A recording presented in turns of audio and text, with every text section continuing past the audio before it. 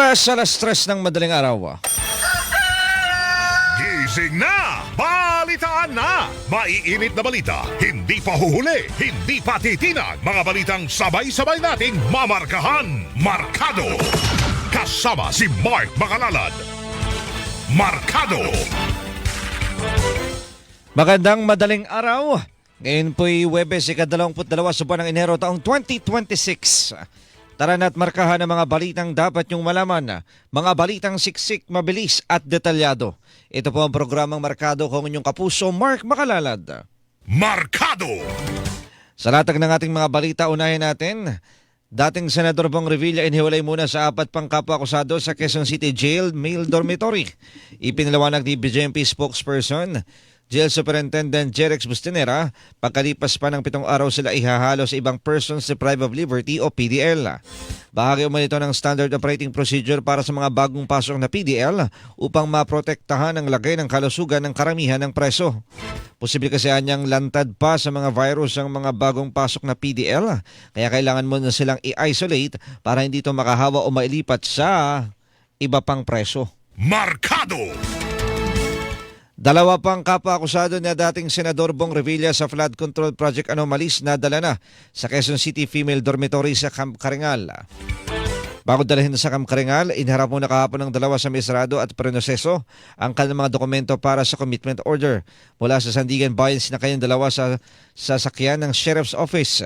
Kasunod ang ilang sasakyan mula sa Philippine National Police.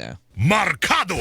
Lahat ng may kaso dun sa flood control sa Pandibulacan. Oo, hawak na ng mga otoridad. BJMP kinumpirma na nagdagdag sila ng tauhan na magbabantay sa loob at labas ng Quezon City Jail. Pero agad nilinaw ni BJMP spokesperson Jail Superintendent Jerex Bustinera, hindi ito nangangahulugan ng special treatment kay dating Senador Bong Revilla. Paliwanag niya, kailangan itong gawin dahil sa uri ng kaso ng mga akusado at ang kanilang profile. Bukod sa 500 personal na nakaduty sa Quezon City Jail, nagdagdag din sila ng mga tauhan sa entrada ng pasilidad para sa movement ng mga bagong pasok na PDL. Markado! DLG Secretary John Vic Remulla dumipensa sa ginawang pag-escort kay dating Senador Bong Revilla sa Sandigan Bayan. Kaugnay ito sa kinakarap ng dating senador na malversation of public funds through falsification of public documents. Ayon kay Remulla, akusado pa lamang si Revilla at hindi pa ito nababasa ng sakdal ng sama niya ito sa korte.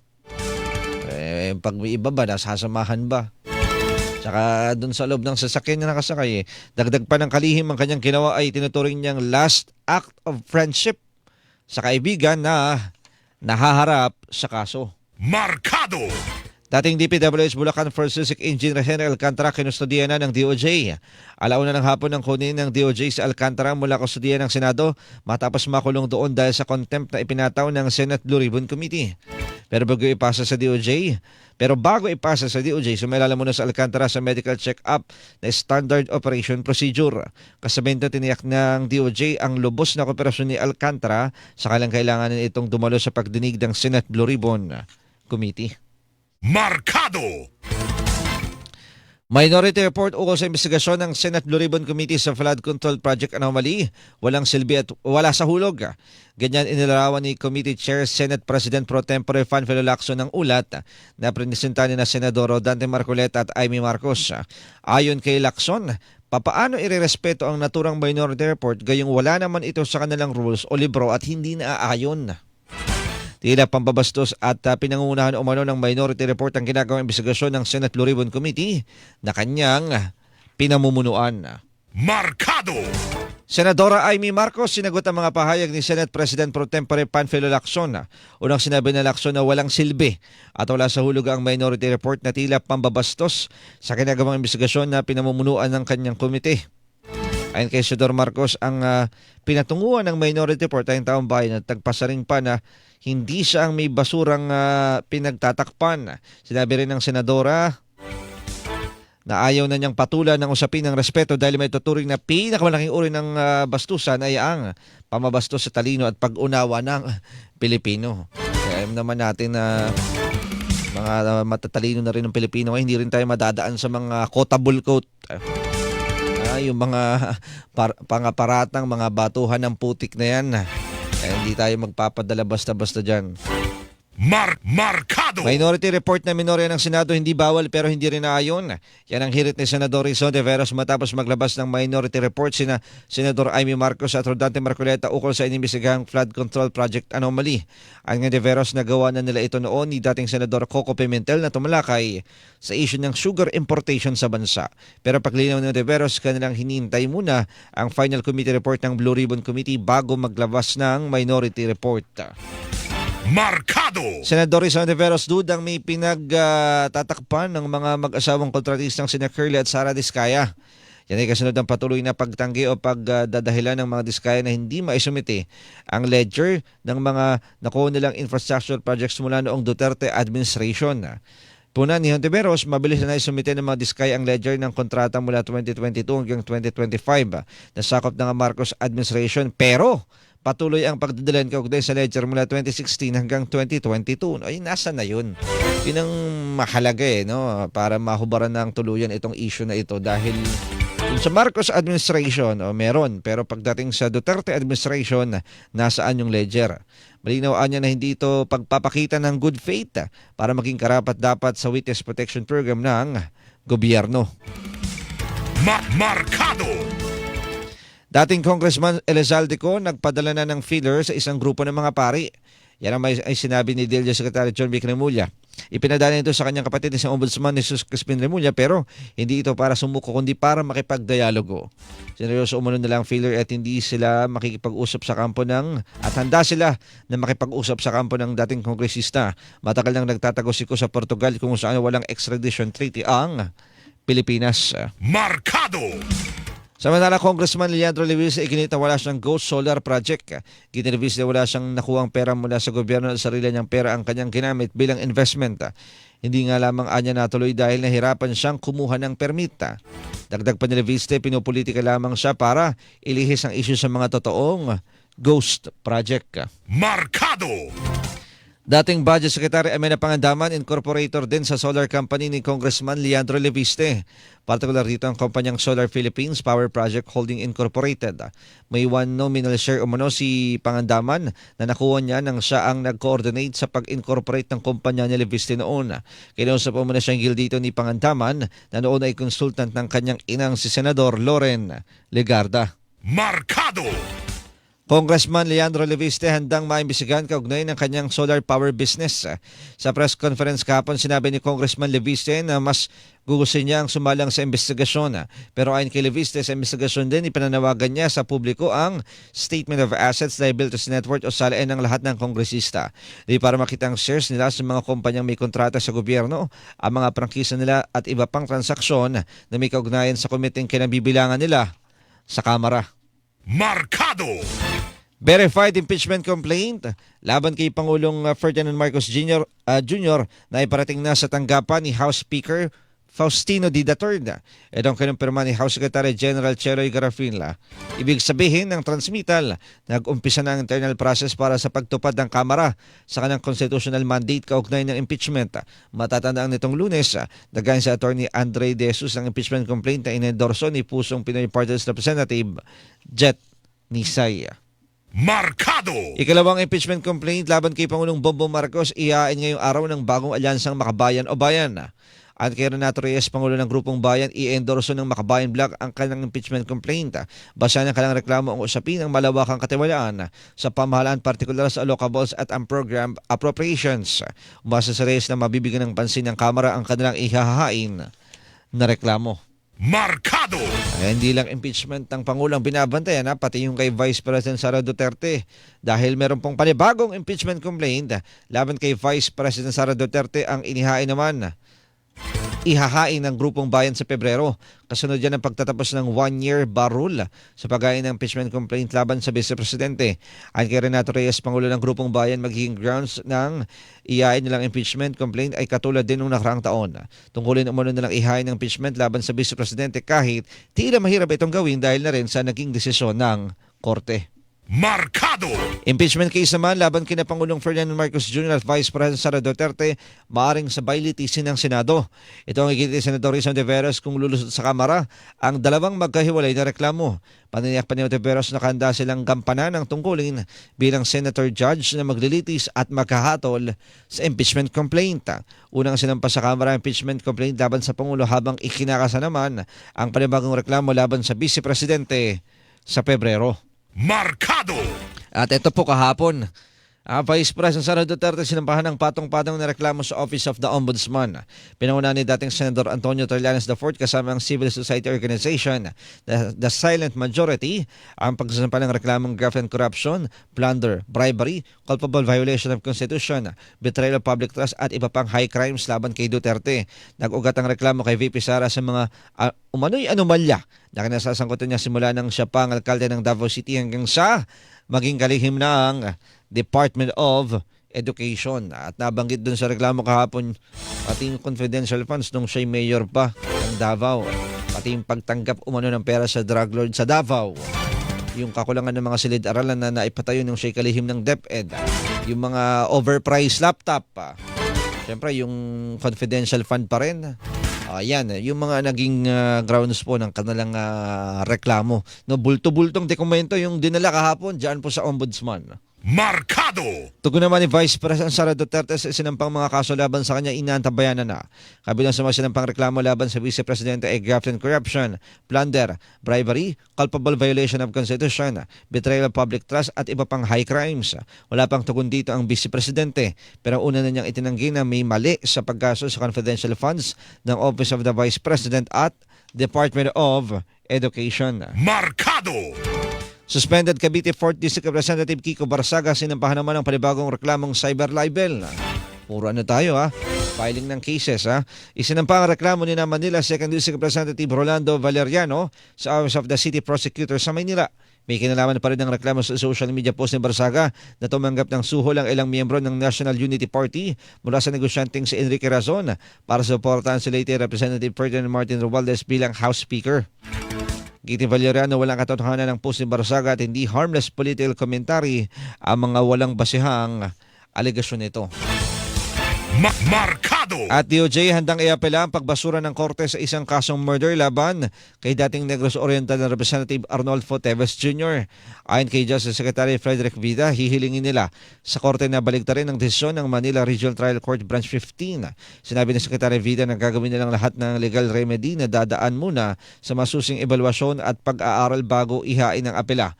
Matay binasura ng korte ang 2019 murder case laban kay Teves at sa iba pang akusado matapos pagbigyan ang demurrer evidence dahil sa kakulangan umano ng ebidensya ng prosekusyon. Markado. At yan po ang unang bahagi ng ating balataan. Mga kapuso, standby lang po kayo dahil magbibigay daan lamang tayo sa ilang mga paalala. Ang oras 13 minuto na makalipas ang alas 3 ng madaling araw. Labanan ng fake news dapat totoo. Markado sa Super Radio DZBB. Markado.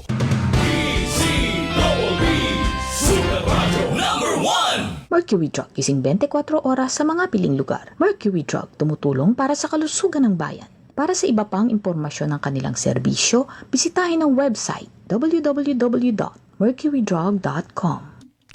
Mga kapuso, tuloy-tuloy ang pamimigay ng papremyo dito sa ating Resibo Panalo Promo. More than 2 million pesos ang pamimigay kasama ng 1 milyong piso sa Grand Draw. Easy sumali, easy money. Pumunta lamang sa GMA Radio Promos and Events FB page para sa mga detalye. Ang GMA Radio Resibo Panalo Promo ay sa atin ng Alaxan FR, Silin Plus, Enervon Z Plus, Rexidol Forte, Cream Select Vitamin Boost Conditioner, Sunsilk, Super Radio AM Nationwide at Barangay FM Nationwide. Promo runs from December 14, 2025 to January 31, 2026 per DTI Fair Trade Permit Number FTEB-243600 Series of 2025. Hindi pa titinag, hindi pa huli, hindi pa aawat. Number 1 sa buong taon ng 2025. Sa AM station, ang Super Radio DZBB. Sa FM station, ang Barangay LS 97.1. Maraming salamat po dahil numero 1 kami sa inyong puso. Super Radio DZBB at Barangay LS 97.1 GMA Radio. Number 1.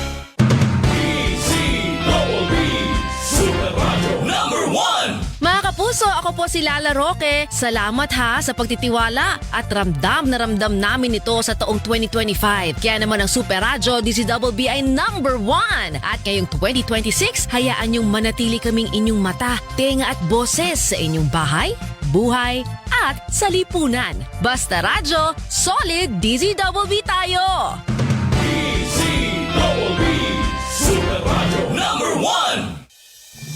Pagbabalitang walang kinikiningan, walang pinoprotektahan, walang kasinungalingan, serbisyong totoo lamang. Super Radyo DZBB. Hindi pa huli, hindi pa titinag. Super Radyo DZBB. Prime Time. Alas 6 hanggang alas 7 ng umaga. Walang humpay na pagbabalita at paghimay sa issue. Melo del Prado sa Super Radyo DZBB. Alas 7 hanggang alas 8 ng umaga. Ratsa na naman sa pagbabalita ang tambalang Joel Reyes-Abel at Melo del Prado sa Super Balita sa Umaga Nationwide. Alas 8 hanggang alas 9 ng umaga. Malalimang pagtalakay sa may init na balita. Hatid ni na Rowena Salvacion at Joel Reyes-Abel sa Saksi sa Double B. At alas 9 hanggang alas 10 ng umaga, hindi pa aawat ang tambalang Arnold Clavio at Connie Season sa pagtalakay sa mga isyu ng bayan. Sa one-on-one, walang personalan. Super Radyo DZBB Prime Time. Pagbabalitang walang kinikiningan, walang pinoprotektahan, walang kasinungalingan, serbisyong totoo lamang. Super Radyo DZBB Prime Time. Para hindi mahuli sa mga balita, sundan ang mga social media account ng Super Radyo DZBB. Mag-subscribe sa aming YouTube channel at i-follow kami sa Facebook, TikTok at X. Hanapin lamang ang Super Radyo DZBB para makita ang aming mga official social media account. Tutok na para sa mga balitang tama at totoo, mga kapuso. Mercury Drug, gising 24 oras sa mga piling lugar. Mercury Drug, tumutulong para sa kalusugan ng bayan. Para sa iba pang impormasyon ng kanilang serbisyo, bisitahin ang website www.mercurydrug.com.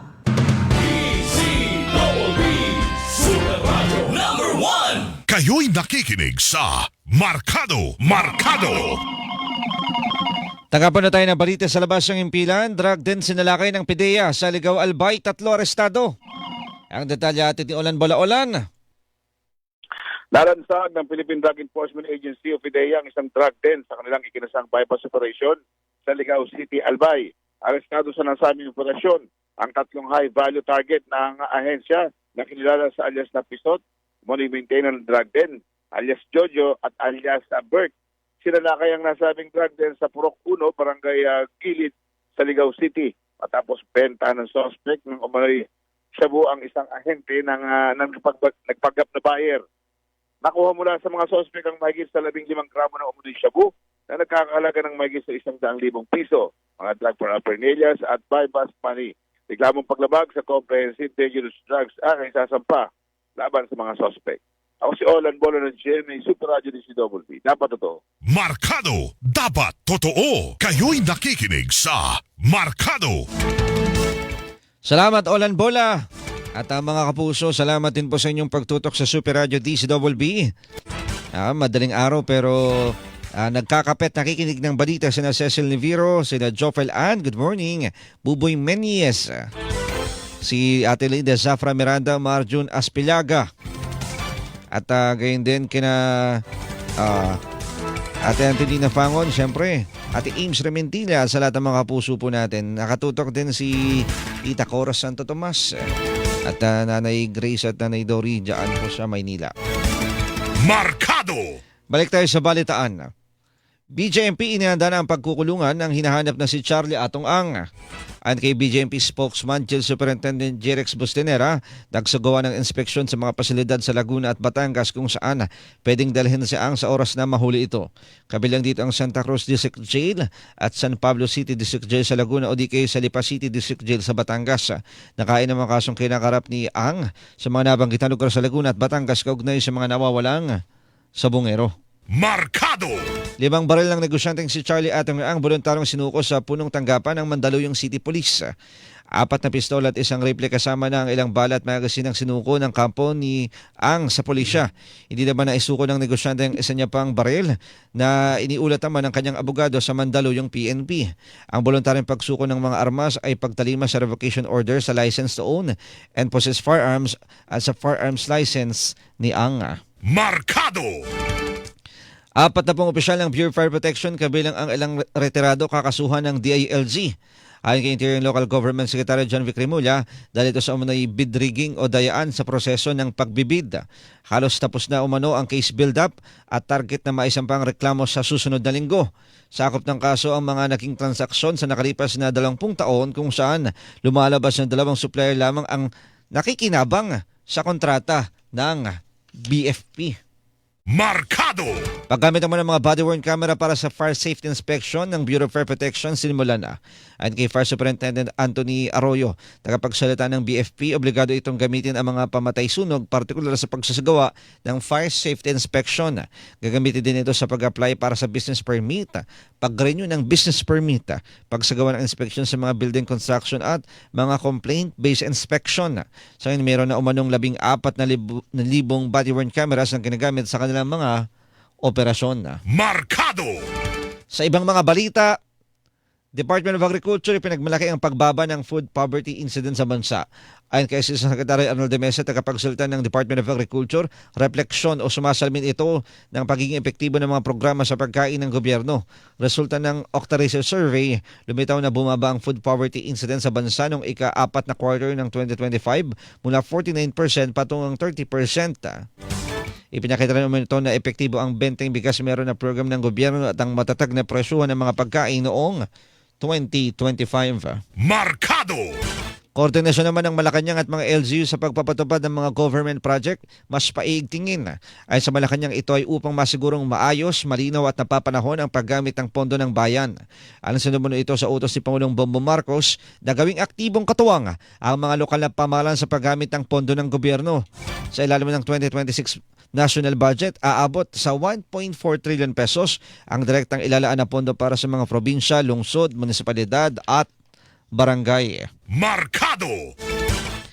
Samantala, pagban sa AI chatbot na Grok, nakatakdang bawiin ng gobyerno itong inahayag ng Cybercrime Investigation and Coordinating Center o CICC matapos umano ang pag-uusap nila ng developer ng AI chatbot na pag-aari ng negosyanteng si Elon Musk. Nangako umano ang developer na ng mga pagbabago laban sa deepfake pornographic content, partikular ang child sexual abuse materials. May tinakdang dialogo muli ang CACC at ang chatbox developer para sa pagpapatuloy ng Grok service sa bansa na unang naban sa bansa noong January 15. Delikado talaga yung AI, mahirap na paniwalaan yung mga nakikita natin dahil po sa mga deepfake. Tsaka meron na kasing ito yung Grok, no? Na kapag sa Twitter ito pag halimbawa tinype mo, sasabihin gagawing halimbawa sexy yung larawan o kaya papalitan ng itsura, nagagawa yun So yun po yung delikado dahil sa ngayon nga talagang mukhang totoo na kahit na mga AI. So marami pong napapaniwala, 'di ba? Maraming mga nabibiktima, akala po nung ibang mga nakakita na hindi rin familiar doon sa totoong larawan na totoo ito, baka totoo ito, 'di ba? May mga ganong klase. So dapat talaga maging mapanuri rin tayo sa mga nakikita natin at yung mga delikadong app katulad niyan, talagang ipagbawal. Markado! Pangulong Bongbong Marcos tiniyak na patuloy na suporta sa mga atletang Pinoy at sa pagpapalakas ng sports development sa bansa. Ginawa ng Pangulo ang paniniyak sa kanyang talumpati sa homecoming celebration para sa mga atletang sumabak sa 33rd Southeast Asian Games na ginanap sa Thailand. Dinagdagan na umano ang kinakailangang pasilidad para sa pagsasanay at suporta sa mga atletang lumalahok sa pandaigdigang kompetisyon. Dagdag ng Pangulo, ginagawa ito ng pamahalaan para hubugin ang mga susunod na henerasyon ng atletang Pilipino. Markado! Napolcom, inaprobahan naman ang optional retirement ni dating PNP Chief Police General Nicolas Torre III. Kinumpirma yan ni Police Brigadier General Randolph Tuanyo, tagapagsalita ng Philippine National Police. Epektibo ang retirement ni Torre noong ika-19 ng Enero kasabay ng araw na itinaga si Torre bilang General Manager ng MMDA. Yung pagkakatalaga sa kanya, alam ko December 26. Yung approval ng optional retirement yung January 19. Dahil dito inaasang tatanggap ng 4-star si Acting PNP Chief Jose Melencio Nartates Jr. Ano daw to, ASAP. Dapat nga nung Lunes, kaso hindi natuloy. So this week, kung di matuloy this week, next week na. Markado! Pangulong Bongbong Marcos dumalo naman sa ikapitong anibersaryo ng pagkakatatag ng BARM. Sa kanyang talumpati sa Bangsamoro Government Center sa Cotabato City, sinabi ng Pangulong Marcos na may mga malalaking pagbabago sa BARM. Isaan niya sa mga nais niyang mangyari ay ang mabilis na pagproseso at pagbubukas ng mga negosyo para maka-attract ng mga mamumuhunan. Suportado umano niya ang mga plano ng Bangsamoro Transition Authority at umaasang magiging malaya ang mga mamamayan sa pagpili ng kanilang mga leader sa BARM parliamentary election. Markado! Samantala, DFA suportado ang mga opisyal ng gobyerno na nagdedepensa sa soberanya, karapatan at restriksyon ng Pilipinas. Tugon ito ng DFA sa banat ng Chinese Foreign Ministry sa mga opisyal ng bansa na bumabatikos at umaalmas sa pambubuli ng China sa West Philippine Sea. Bay, dapat naman talaga tindigan.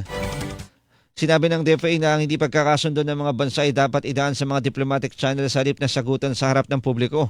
Patuloy umunong igigit ng Pilipinas ang posisyon ukol sa West Philippine Sea at South China Sea na nakasandig sa international law gaya ng 1982 United Nations Convention on the Law of the Sea at ng 2016 South China Sea Arbitral Award. Markado!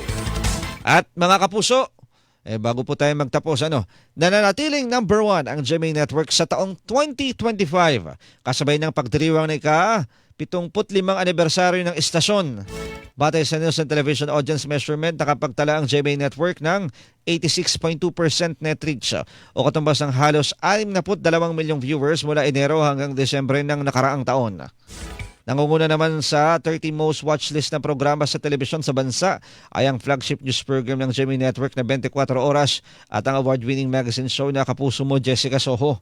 Nangunguna rin ng online ang GMA Network matapos na makapagtala ng 74.4 billion views sa iba't ibang platform kung saan ang istasyon ay ang top Southeast Asian creator sa loob ng halos 2 taon sa entertainment and media category batay sa datos ng Tubular Labs noong 2025. Nakakuha naman ang abot sa 18.5 billion views sa Facebook, 6.6 billion sa TikTok at 2 billion sa YouTube ang GMA Integrated News, habang most watched content naman ng GMA Network na ang Encantadia Chronicles Sangre. Nakapagtalaman ng 44.5% na audience share ang Super Radio DCWB habang may 47.6% na audience share ang Barangay LS 97.1 batay sa datos ng AGB Nielsen noong 2025. Nanguna rin sa tagapakinig sa iba pang lugar sa bansa ang mga radio stations ng GMA Network. Tiniyak naman ng GMA Network ngayong 2026 ang pagbibigay ng kaalaman, inspirasyon at aliw sa mga manonood at tagapakinig. Markado! Salamat mga kapuso. At dyan na po nagtatapos ang ating balitaan, mga balitang siksik, mabilis at detalyado. Ang tabayanan po susunod na programa, Umaga na Balita na kasama si Mau de la Cruz. Ang oras, 28 minuto makalipas ang alas 3 ng madaling araw. Markado sa Super Radio DZWB. Markado! DZWB Super Radio #1